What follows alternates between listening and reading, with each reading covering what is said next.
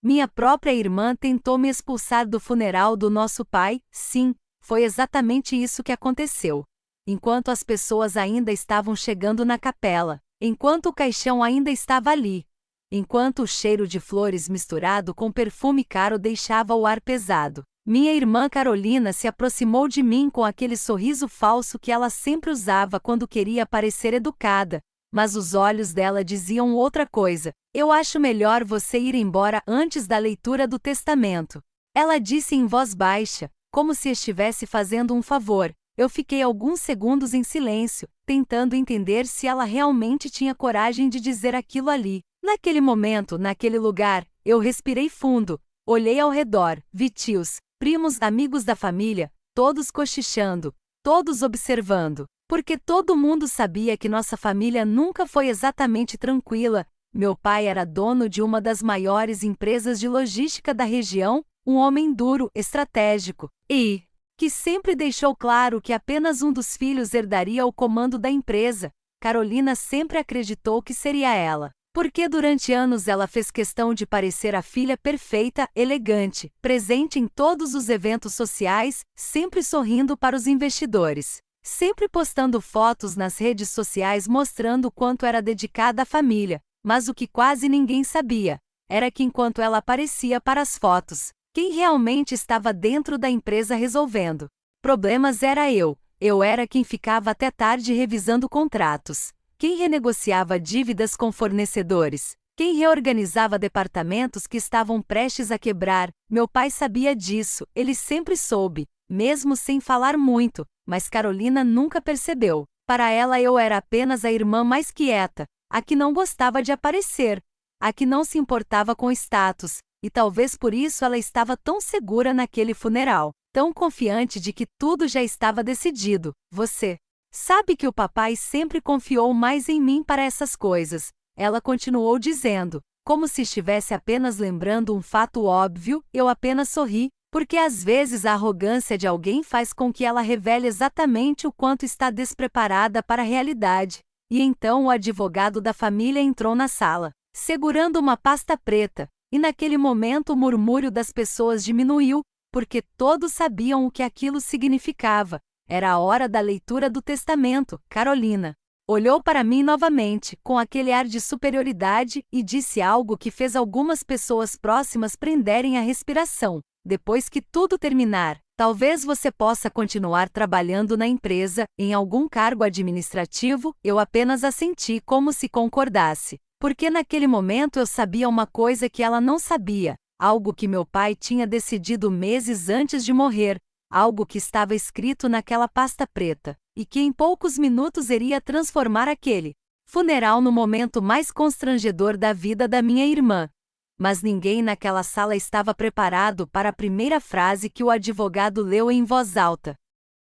O advogado abriu a pasta, ajeitou os óculos e começou a ler com aquela voz calma de quem está acostumado a lidar com heranças complicadas antes de qualquer divisão de bens. O senhor Augusto deixou registrada uma observação pessoal. Naquele momento algumas pessoas trocaram olhares, porque meu pai nunca foi um homem sentimental. Então qualquer mensagem deixada por ele já parecia algo incomum. Carolina cruzou os braços, impaciente, como se aquilo fosse apenas uma formalidade antes da confirmação que ela esperava. E então o advogado continuou: meus filhos sempre acreditaram que esta empresa era apenas um patrimônio financeiro, mas para mim ela sempre foi uma responsabilidade. O silêncio começou a crescer na sala, algumas pessoas se inclinaram para ouvir melhor, e Carolina começou a bater os dedos na cadeira, claramente irritada com a demora.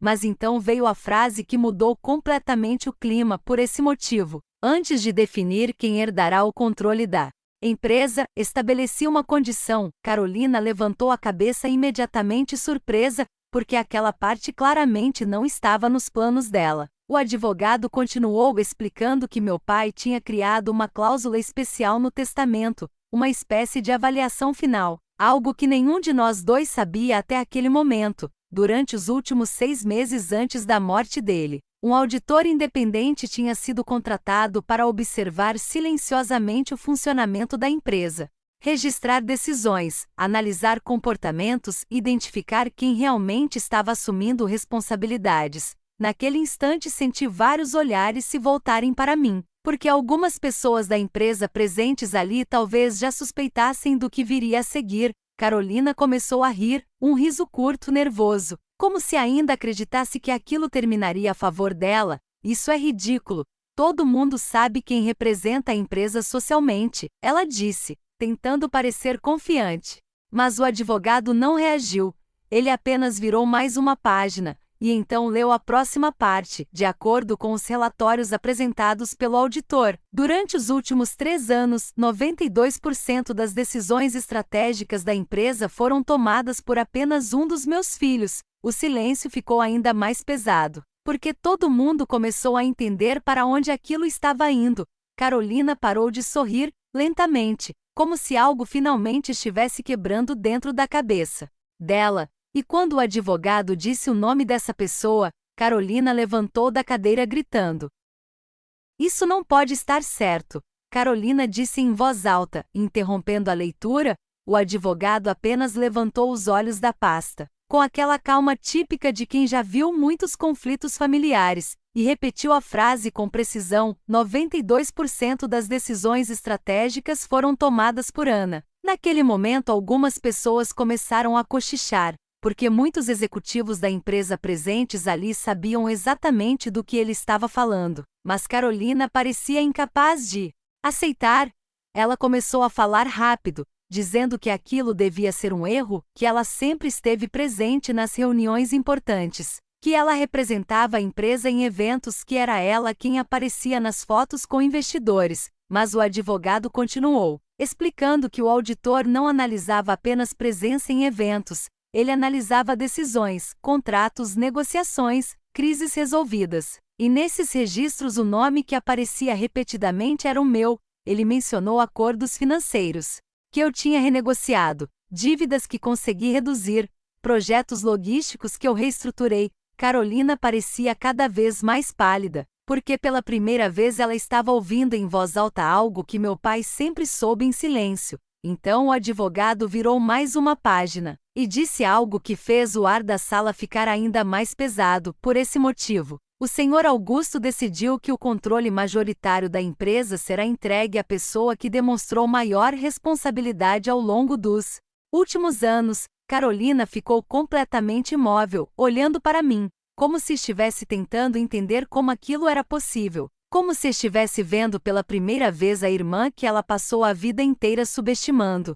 Mas o advogado ainda não tinha terminado, porque havia uma última cláusula no testamento, uma cláusula que meu pai escreveu pessoalmente, algo que ninguém naquela sala esperava ouvir. E quando ele leu essa última condição, Carolina percebeu que tinha perdido muito mais do que apenas a empresa.